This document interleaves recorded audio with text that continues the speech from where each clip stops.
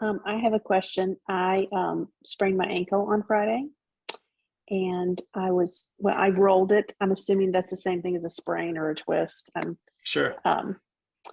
Is there anything that I am currently taking, or like aside from I'm doing the rice, staying off of it, the ice, all that good stuff.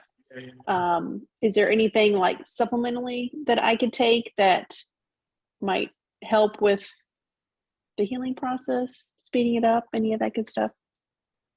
Yeah, so rice, if your goal is to heal faster, I've made a couple of videos on this, but if your goal is to heal faster, you actually want heat and range of motion versus ice, okay? And you can elevate still, you can rest and elevate, but you want heat and range of motion if your goal is healing. If your goal is pain relief, use the ice, but the ice is going to slow healing because ice causes vasoconstriction, so you leave the swelling and the fluid there longer. Okay.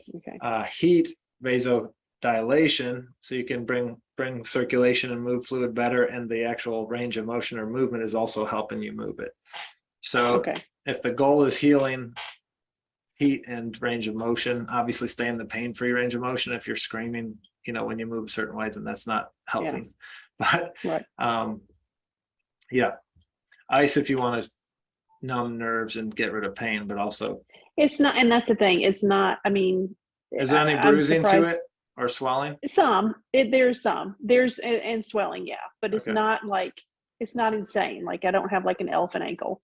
Really, if it's, I've sprained both my ankles many times, and sometimes the purple and green colors, and if it's not broken, you really want to pain tolerance wise, you want to get on it as fast as you can again, because as it heals, you're going to lay down tissue along lines of stress. So the longer you stay off it, the more the say scar tissue lay down or whatever will be like just anywhere. Whereas if you're walking, it's going to lay down along the lines of stress and the force you put on it. So it's like, hey, we have to, here's how she walks, so we need to fortify in this way. Is it the same thing with keeping it compressed, like wrapped, or is that not an issue? The compression is it's like part working with the swelling, part with the pain. So if you don't have a whole lot of pain, you don't really, and you're not having the elephant ankle like you were saying, then it's just move and heat. You don't have to wrap it unless you feel vulnerable. Okay.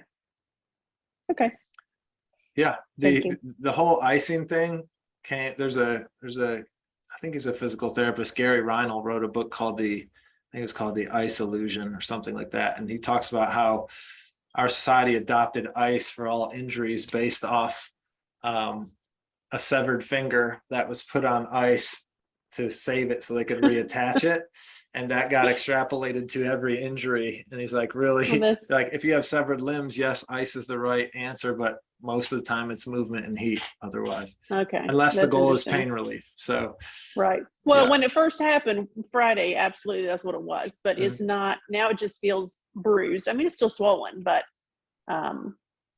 it's just from reading, like, I need to keep it wrapped. Well, I can't put a shoe on if I have it wrapped. So depending on your pain tolerance and vulnerability, side to side and all that, make your decisions. And to answer your question, that turmeric, resveratrol, fish oil, boswellia, different anti-inflammatories that we've talked about before. If you have topical arnica, that can be useful. Topical CBD might be useful. Cold laser is useful. Those sorts of things. Okay, thanks.